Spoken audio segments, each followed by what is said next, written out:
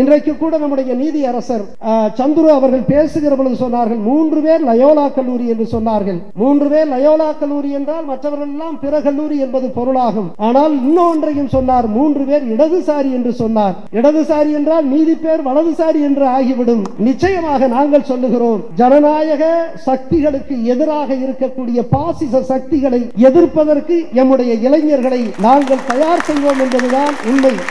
100 ரூபாய் தான் நெசவாளிகள் பெற்றுக் கொண்டிருந்தார்கள். இது எனக்கு வேதனையை அதிகரித்தது. நான் வந்தவுடனே முடிவெடுத்தேன், இந்த 15 ஆண்டு கால இந்த கோஆர்டெக்ஸை நாம் மாற்ற வேண்டும் என்று முடிவெடுத்து அத்தனை புதுமைகளை 2 வேலைகளை செய்தேன். 1 புதுமைகளை புகுத்துவது, 2 அரசியல்வாதிகளுடைய குறுக்கீடை அறவே நிராகரிப்பது என்று நான் முடிவு செய்து 2 வேலையும் செய்தேன். 1.5 ஆண்டுகளிலே நண்பர்களே 15 ஆண்டு காலம் நட்டத்தில் இருந்த ஒரு நிறுவனத்தை லாபகரமான நிறுவனமாக நான் மாற்றி காண்பித்தேன். அதிலே 2 கோடி ரூபாய் வந்தது லாபம். அதிலே 1 கோடியை முதன்முறையாக கோஆர்டெக்ஸ் 1935 தொடங்கப்பட்ட நிறுவனம் 1935 தொடங்கப்பட்டு இதுகாரும் நெசவாளிகளுக்கு போனஸ் வழங்கவில்லை. நான் 1 கோடியை எந்த நெசவாளி கோஆர்டெக்ஸினுடைய அடித்தளமாக இருக்கிறானோ அவனுக்கு கொடுக்க நான் உத்தரவிட்டேன். எதற்காக சொல்லுகிறேன் என்று சொன்னால், நான் எடுத்த அந்த அரசியல்வாதிகளினுடைய அந்த இன்டர்ஃபியரன்ஸ் என்று சொல்லுகிறோமே, அவர்களுடைய அத்துமீறலை கோஆர்டெக்ஸிலே தடுத்து நிறுத்தி காரணத்தினால் நான் அங்கிருந்து மாற்றப்பட்டு 7 ஆண்டுகள் ஒரு அதிகாரமில்லாத பதவிக்கு நான் அங்கே நியமனம் செய்யப்பட்டேன். அதற்காக நான் வருந்தவில்லை. அன்பிற்குரியவர்களே, ஒரு IAS அதிகாரி அவர் நினைத்தால் ஒரு மகத்தான மாற்றத்தை தன்னுடைய துறையிலே உருவாக்கலாம். அந்த மாற்றம் எளிய மக்களினுடைய ஏற்றத்திற்கு உதவும் என்று நான் நம்புகிறேன். இன்றைக்கு இந்த ஜனநாயக காவலர் விருது வழங்கக்கூடிய இந்த நிகழ்வு சிறந்திட உள்ளார்ந்து நான் வாழ்த்துகிறேன். இது போன்ற இந்த உயர்ந்த முயற்சிகளை எடுத்திருக்கின்ற பேராசிரியர் வாசிலாமணி அவர்களையும் அவர்தம் குடும்பத்தினரையும் உள்ளார்ந்து வாழ்த்துகிறேன், நன்றியை தெரிவித்துக் கொள்கிறேன். நான் 2.5 மாதங்களுக்கு முன்பாக உங்களுக்கு இந்த விருதை வழங்குகிறோம் என்று தகவல் அனுப்பிய பொழுது நான் அமெரிக்காவிலே இருந்தேன். நான் இதுபோன்ற விருதுகள் உங்களுக்கு வழங்க இருக்கிறோம் என்று சொன்னால் நான் உடனே பதில் சொல்லுவது இல்லை. காரணம் என்னவென்றால், நான் அந்த விருது கொடுப்பவர்களுடைய பின்புலத்தை பார்ப்பேன். ஒரு முறை என்னை ஒரு நேர்மையாளர் விருதுக்காக உங்களை தேர்வு செய்திருக்கிறோம், நீங்கள் வந்து அந்த நிகழ்விலே கலந்து கொண்டதை பெற வேண்டும் என்று சொன்னார்கள். நான் உடனே ஒத்துக்கொள்ளவில்லை. அவருடைய பின்புலத்தை போய் பார்த்தேன். கடந்த காலத்தில் அவர்கள் இதுபோன்ற அந்த நிகழ்வுகளை, விருது வழங்கக்கூடிய நிகழ்வுகளை அவர்கள் நடத்தி இருக்கிறார்கள். அப்பொழுதும் நேர்மையாளர்களுக்கு விருதுகளை அவர்கள் வழங்கி இருக்கிறார்கள். அதிலே ஒரு நேர்மையாளர் முன்னாள் காவல்துறை உயர் அலுவலர், அவருக்கும் அந்த நேர்மையாளர் விருது வழங்கி இருக்கிறார்கள். உண்மையிலேயே எனக்கு அதிர்ச்சியாக இருந்தது. அவர் அதிகமாக சம்பாதிக்கவில்லை, ஒரு 1000 கோடி தான் சம்பாதித்திருப்பார். இவரையெல்லாம் எப்படி, எந்த நோக்கத்திற்காக இந்த நேர்மையாளர் விருதுக்காக தேர்வு செய்து வழங்கியிருக்கிறார்கள் என்று நான் யோசித்துவிட்டு, நிச்சயமாக இந்த விருது எனக்கு வேண்டாம் என்று நான் ஒதுக்கிக் கொண்டேன், மறுத்துவிட்டேன். எனவே நம்முடைய பேராசிரியர் முனைவர் மாசிலாமணி அவர்கள் நான் அமெரிக்காவிலே இருந்த பொழுது எனக்கு செய்தி அனுப்பிய பொழுது நான் 10-15 நாட்கள் நான் உடனடியாக பதில் சொல்லவில்லை. இவர் எப்படியோ என்று எனக்கு தெரியாது, எனக்கு தெரியவில்லை இவருடைய தேர்வு முறை. ஆனால் பொதுவாக நான் விருதுகளை அவ்வளவு விருப்பப்பட்டு வாங்காததற்கு காரணம் என்னவென்று சொன்னால், இந்த விருதுக்கான தகுதியை நாம் முழுமையாக பெற்றிருக்கவில்லை என்று நான் நம்புவதுதான் ஒன்று. 2, பெறுவது என்பதே, வாங்குவது என்பதே, அது லஞ்சமாக இருந்தாலும் சரி, அது விருதாக இருந்தாலும் கூச்சமாக இருக்கும் எனக்கு. எனவே நான் பெறுவதற்காக இல்லை, நான் தருவதற்கானவன் என்ற எண்ணம் எனக்கு இருக்கிறது. எனவே எனக்கு எடுப்பதிலே இல்லை, கொடுப்பதிலே தான் எனக்கு மகிழ்வு இருக்கிறது. காரணம், நான் பெற்றிருக்கக்கூடிய அதிகாரம் அது என்னுடைய அதிகாரம் இல்லை. மாறாக இந்த நாட்டினுடைய கோடிக்கணக்கான ஏழை எளிய உழவர் பெருமக்கள், நெசவாளர்கள், உழைக்கின்ற ஒடுக்கப்பட்ட மக்கள், கடலோடி மக்கள், இவர்களிடத்திலிருந்து கிடைக்கக்கூடிய அதிகாரத்தை இவர்களினுடைய மேம்பாட்டிற்கு நான் பயன்படுத்த வேண்டும் என்கின்ற காரணத்தினால் எனக்கு அந்த அதிகாரத்தை அவர்களுக்கே திருப்பி கொடுக்க நான் விரும்புவேன். அந்த அடிப்படையில் நான் விருதுகளை தவிர்த்து வந்தேன். எனவே பேராசிரியர் முனைவர் மாசிலாமணி அவர்கள் அனுப்பிய பொழுது நான் பதில் அனுப்பவில்லை, பதில் செய்தி உடனடியாக அனுப்பவில்லை. அதற்கு பிறகு அவர் ஒரு பட்டியலை அனுப்பியிருந்தார். அந்த பட்டியலிலே யாருக்கெல்லாம் விருது வழங்குகிறோம் என்று அவர் குறிப்பிட்டிருந்தார். அந்த பட்டியலை பார்த்தவுடன் எனக்கு மறுபேச்சு எதுவும் இல்லை. மறு நிமிடத்திலேயே நான் ஒத்துக்கொண்டேன். அத்தகைய மகத்தான ஆளுமைகளாக அது ஊடகத்துறையாக இருந்தாலும் சரி, அது நீதித்துறையாக இருந்தாலும் சரி, அல்லது சட்டமன்ற நாடாளுமன்ற முன்னாள் உறுப்பினர்களாக இருந்தாலும் சரி, அல்லது கலை இலக்கியமாக இருந்தாலும் அவர்கள் மகத்தான பங்களிப்பை இந்த சமூகத்துக்கு செய்திருக்கிறார்கள்.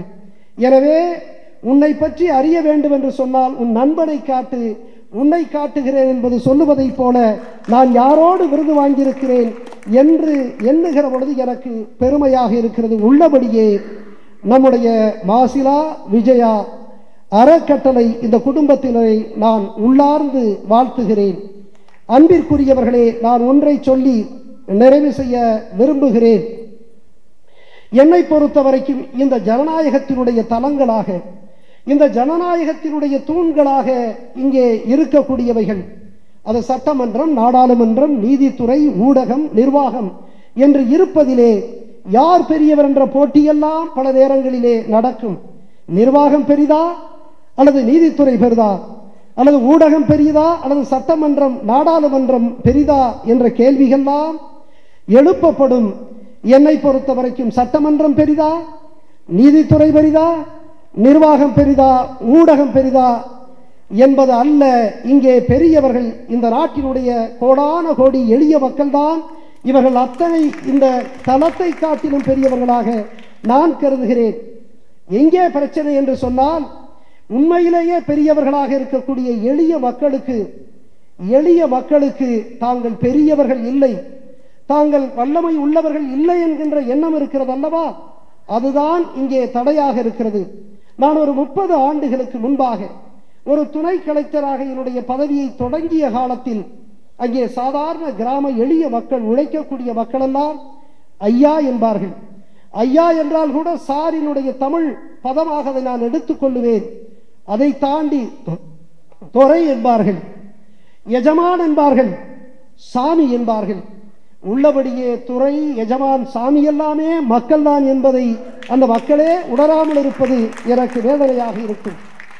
அன்பிற்குரியவர்களே, நான் எதற்கு இந்த நேர்மையில் இவ்வளவு தீவிரத்தன்மையோடு இயங்கி இருக்கிறேன் என்று சொன்னால், நம்முடைய நாட்டில் இருக்கக்கூடிய கோடான கோடி எளிய மக்களினுடைய மேம்பாடுதான் ஒரு ஜனநாயகத்தினுடைய சிறப்பு அம்சமாக அமையும்.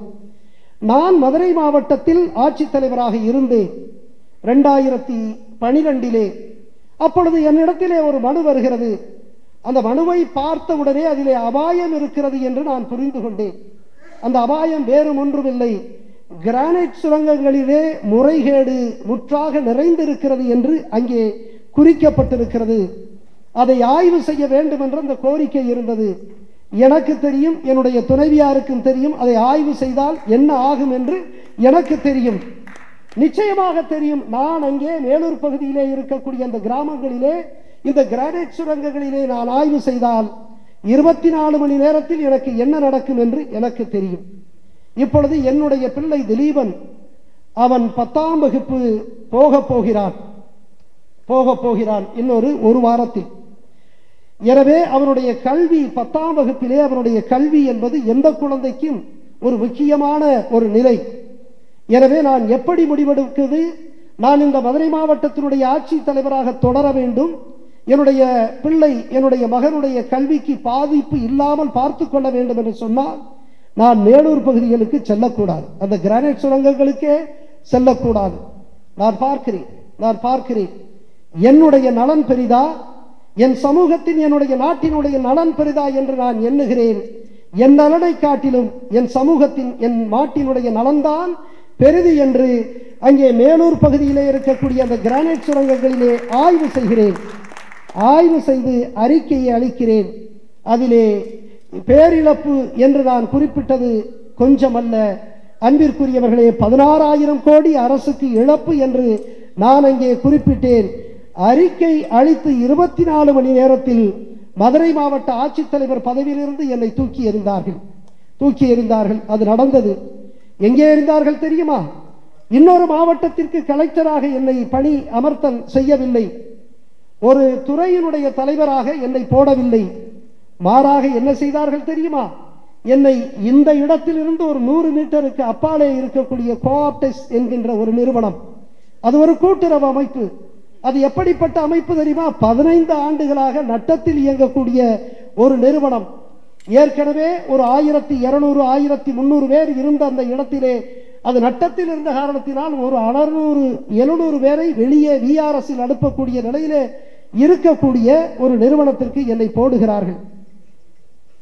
நான் இங்கே வந்து பார்த்தால் மோசமான நிலை. நான் அவர்களிடத்திலே கேட்டேன், நான் நெசவாளர்களை பார்க்க வேண்டும். இந்த நாட்டில் வெகு மக்களாக இருக்கக்கூடிய உழவர்கள், மிக முக்கிய தொழிலாக இருக்கக்கூடிய உழவுக்கு அடுத்து இருக்கக்கூடிய அந்த நெசவு தொழில், அந்த நெசவு தொழிலில் இருக்கக்கூடிய நெசவாளர்களை நான் பார்க்க வேண்டும் என்று சொன்னேன். என்னுடைய அலுவலகம் கூட்டிக் கொண்டு போனார்கள் விருதுநகர் மாவட்டத்திற்கு. அந்த விருதுநகர் மாவட்டத்திலே அருப்புக்கோட்டை என்கின்ற இடத்திலே நெசவாளருடைய குடியிருப்புக்கு செல்லுகிறேன். ஒரு சின்ன வீடு. அங்கே செல்லுகிறேன். சென்றவுடன் அங்கே இருக்கக்கூடிய அந்த நெசவாளியினுடைய பெயர் செல்வராஜ். ஒரு ஏழை நெசவாளி. பார்த்தாலே அந்த வறுமையும் வெறுமையும் அப்பட்டமாக அவருடைய முகத்தில் தெரிவதை என்னால் பார்க்க முடிகிறது. நான் அங்கே பார்த்து உள்ளே நுழைந்தவுடன் அவர் கேட்ட கேள்வி என்ன தெரியுமா? ஐயா, மோர் சாப்பிடுகிறீர்களா என்று கேட்டார். நாங்கள் 7-8 பேராக அதிகாரிகளோடு வந்திருக்கிறேன் என்று சொன்னார். எல்லோருக்கும் மோர் வைத்திருக்கிறேன் என்று சொன்னார். இந்த மண்ணினுடைய மகத்தான விருந்தோம்பல் பண்பை நான் எந்த வசதி பெற்றவர்களிடத்திலும் பார்த்ததில்லை. இந்த ஏழை நெசவாளி போன்றவர்களிடத்திலே தான் நான் பார்த்தேன். அப்படி சொல்லிவிட்டு எல்லா விவரத்தையும் கேட்டு, நீங்கள் சேலை நெய்கிறீர்களே, அருப்புக்கோட்டை சேலை பிரசித்தி பெற்ற சேலை, உங்களுக்கு எவ்வளவு கிடைக்கிறது என்று கேட்டேன். அவர் சொன்னார், ஐயா, ஒரு நாளைக்கு 60 ரூபாய் கிடைக்கிறது என்று சொன்னார். 60 ரூபாயை வைத்துக் கொண்டு ஒரு நெசவாளி எப்படி தன் குடும்பத்தை ஓட்ட முடியும் என்று நான் நொந்து போனேன். பக்கத்திலே இருந்த அலுவலர்களை பார்த்து கேட்டேன். அங்கே இருக்கக்கூடிய கடைநிலை ஊழியரை பார்த்து கேட்டேன், உங்களுக்கு என்ன சம்பளம் என்று. பியூன் அவர் சொன்னார், எனக்கு 30,000 ரூபாய் ஒரு மாதம் சம்பளம் என்று சொன்னார். அப்படியானால் ஒரு நாளைக்கு 1000 ரூபாய். அதற்கு அடுத்த நிலையிலே ஆய்வாளர் நிலையிலே இருக்கக்கூடியவரிடத்திலே கேட்டேன், உங்களுக்கு எவ்வளவு சம்பளம் என்று. அவர் சொன்னார் 45,000 என்று சொன்னார். அப்படியானால் அவருக்கு ஒரு நாளைக்கு 1500 ரூபாய். அதற்கு பிறகு அதற்கு மேலே இருக்கக்கூடிய அலுவலர் அசிஸ்டன்ட் டைரக்டர், அவரிடத்திலே கேட்டேன், உங்களுக்கு எவ்வளவு சம்பளம் என்று கேட்ட பொழுது 60,000 ரூபாய் என்று சொன்னார். அப்படியானால் உங்களுக்கு 2000 ரூபாய் ஒரு நாளைக்கு சம்பளம் இருக்கிறது. பாருங்கள், நீங்கள் எந்த மனிதனுக்காக இருக்கிறீர்களோ அந்த மனிதனுக்கு ஒரு நாளைக்கு 60 ரூபாய் தான் கிடைக்கிறது. ஆனால் உங்களுக்கு 1000, 1500, 2000 என்று கிடைக்கிறதே. இவ்வளவு இடைவெளி இருந்தால் அது ஒரு ஜனநாயகத்தினுடைய மேன்மை இல்லையே. நீங்கள் இந்த மக்களுக்கு என்ன செய்திருக்கிறீர்கள் என்று கேட்டுவிட்டு நான் வெளியே வந்தேன். இப்படி நான் செல்லுகிற இடத்திலெல்லாம் 60 ரூபாய், 70 ரூபாய், 80 ரூபாய், 100 ரூபாய் தான் நெசவாளிகள் பெற்றுக் கொண்டிருந்தார்கள். இது எனக்கு வேதனையை அதிகரித்தது. நான் வந்தவுடனே முடிவெடுத்தேன், இந்த 15 ஆண்டு கால இந்த கோஆப்டெக்ஸை நாம் மாற்ற வேண்டும் என்று முடிவெடுத்து அத்தனை புதுமைகளை 2 வேலைகளை செய்தேன். 1, புதுமைகளை புகுத்துவது. 2, அரசியல்வாதிகளுடைய குறுக்கீடை அறவே நிராகரிப்பது என்று நான் முடிவு செய்து 2 வேலையும் செய்தேன். 1.5 ஆண்டுகளிலே நண்பர்களே, 15 ஆண்டு காலம் நட்டத்தில் இருந்த ஒரு நிறுவனத்தை லாபகரமான நிறுவனமாக நான் மாற்றி காண்பித்தேன். அதிலே 2 கோடி ரூபாய் வந்தது லாபம். அதிலே 1 கோடியை முதன்முறையாக கோஆப்டெக்ஸ் 1935 தொடங்கப்பட்ட நிறுவனம். 1935 தொடங்கப்பட்டு இதுகாரும் நெசவாளிகளுக்கு போனஸ் வழங்கவில்லை. நான் 1 கோடியை எந்த நெசவாளி கோஆப்டெக்ஸினுடைய அடித்தளமாக இருக்கிறானோ அவனுக்கு கொடுக்க நான் உத்தரவிட்டேன். எதற்காக சொல்லுகிறேன் என்று சொன்னால், நான் எடுத்த அந்த அரசியல்வாதிகளினுடைய அந்த இன்டர்ஃபியரன்ஸ் என்று சொல்லுகிறோமே, அவர்களுடைய அத்துமீறலை கோஆப்டெக்ஸிலே தடுத்து நிறுத்திய காரணத்தினால் நான் அங்கிருந்து மாற்றப்பட்டு 7 ஆண்டுகள் ஒரு அதிகாரமில்லாத பதவிக்கு நான் அங்கே நியமனம் செய்யப்பட்டேன். அதற்காக நான் வருந்தவில்லை. அன்பிற்குரியவர்களே, ஒரு IAS அதிகாரி அவர் நினைத்தால் ஒரு மகத்தான மாற்றத்தை தன்னுடைய துறையிலே உருவாக்கலாம். அந்த மாற்றம் எளிய மக்களினுடைய ஏற்றத்திற்கு உதவும் என்று நான் நம்புகிறேன். இன்றைக்கு கூட நம்முடைய நீதி அரசர் சந்துரு அவர்கள் பேசுகிற பொழுது சொன்னார்கள், 3 பேர் லயோலா கல்லூரி என்று சொன்னார்கள். 3 பேர் லயோலா கல்லூரி என்றால் மற்றவர்கள் எல்லாம் பிற கல்லூரி என்பது பொருளாகும். ஆனால் இன்னொன்றையும் சொன்னார், 3 பேர் இடதுசாரி என்று சொன்னார். இடதுசாரி என்றால் மீதி பேர் வலதுசாரி என்று ஆகிவிடும். நிச்சயமாக நாங்கள் சொல்லுகிறோம், ஜனநாயக சக்திகளுக்கு எதிராக இருக்கக்கூடிய பாசிச சக்திகளை எதிர்ப்பதற்கு எம்முடைய இளைஞர்களை நாங்கள் தயார் செய்வோம் என்பதுதான் உண்மை. எனவே அன்பிற்குரியவர்களே, ஒவ்வொரு மனிதனும் அரிஸ்டாட்டில் சொல்லியதை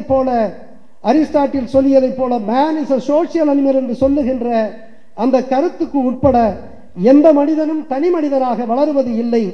எனவே இங்கே நான் சொல்லுவேனே, நான் கொடுக்க விரும்புகிறேன் என்று நான் சிறு வயதிலிருந்தே பெற்றுக்கொண்டிருப்பவன்.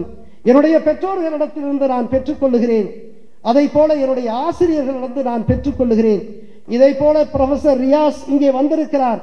எங்களுக்கெல்லாம் ஒரு 35 ஆண்டுகளுக்கு முன்னால் IAS வழிகாட்டி மையத்தில் எங்களுக்கு கணிதம் எடுத்த ஒரு மாபெரும் பேராசிரியர். அவரை போன்றவர்களிடத்திலே நாங்கள் பெற்றுக்கொள்ளுகிறோம். அது மட்டுமா, நான் உணவு உண்ணுவதற்கு ஒரு உணவனிடத்திலிருந்து பெற்றுக்கொள்ளுகிறேன். நான் நல்ல ஆடையை உடுத்துவதற்கு ஒரு நெசவாடி இடத்திலிருந்து நான் பெற்றுக்கொள்ளுகிறேன். நான் ஒரு அழகான ஒரு செருப்பை போட வேண்டும் என்று சொன்னால் ஒரு செருப்பு தைக்கும் தொழிலாளி அவன் எனக்கு கொடுக்கிறான். நான் அழகாக என்னுடைய முடியை திருத்த வேண்டும் என்று சொன்னால் ஒரு முடிதிருத்தும் தொழிலாளி அவனுக்கு கொடுக்கிறான். நான் அழகாக தூய்மையாக ஆடைகளை உடுத்த வேண்டும் என்று சொன்னால் ஒரு சலவை தொழிலாளி எனக்கு கொடுக்கிறான். எனவே எல்லோரும் எனக்கு கொடுக்கிறார்கள். எனவே நான் திருப்பி கொடுக்க வேண்டும் என்பதற்காகத்தான் என்னுடைய அதிகாரத்தை இந்த எளிய மக்களுக்காக தீவிரமாக நான் அங்கே திருப்பி அளித்தேன். அதைத்தான் நம்முடைய அன்பிற்குரிய பேராசிரியர் முனைவர் மாசிலாமணி இந்த சமூகத்திற்கு கொடுக்க வேண்டும் என்று நினைத்திருக்கிறார். அவர் ஒரு விஞ்ஞானி. உண்மையிலேயே ஐன்ஸ்டீன் சொல்லுவார், நான் இந்த சமூகத்திற்கு கொடுக்க வேண்டும் என்று சொல்லுவார். 100 times a day I remind myself my inner and outer life depends on the labor of the people who are living and dead, and therefore I need to extend myself in the same manner and measure as I have received and I have been receiving என்று சொல்லுவார். இந்த சமூகம் எனக்கு கொடுத்திருக்கிறது என்பதை நான் 100 முறை நினைக்கிறேன். எனவே எந்த சமூகம் எனக்கு கொடுத்திருக்கிறதோ அந்த சமூகத்திற்கு நான் திருப்பி கொடுக்க வேண்டும் என்று ஐன்ஸ்டீன் சொல்லுகிறார். அதைத்தான் அந்த விஞ்ஞானி சொல்லுவதைத்தான் இந்த விஞ்ஞானியும் இன்றைக்கு செய்து காட்டியிருக்கிறார். எனவே நிச்சயமாக நான் உளமாற உங்களை வாழ்த்துகிறேன். நிச்சயமாக நான் மீண்டும் மீண்டும் சொல்லுகிறேன், இந்த ஜனநாயகத்தினுடைய தூண்களாக ஜனநாயகத்தினுடைய தளங்களாக இருக்கக்கூடிய அது நீதித்துறையாக இருந்தாலும் நிர்வாகத்துறையாக இருந்தாலும் சட்டமன்றம் நாடாளுமன்றமாக ஊடகமாக இலக்கியமாக இருந்தாலும் நாமெல்லாம் மிகச்சிறந்த பங்களிப்பை செய்ய வேண்டும். அப்படி பங்களிப்பை செய்கிற பொழுதுதான் உண்மையான ஜனநாயகம் மிளிரும்.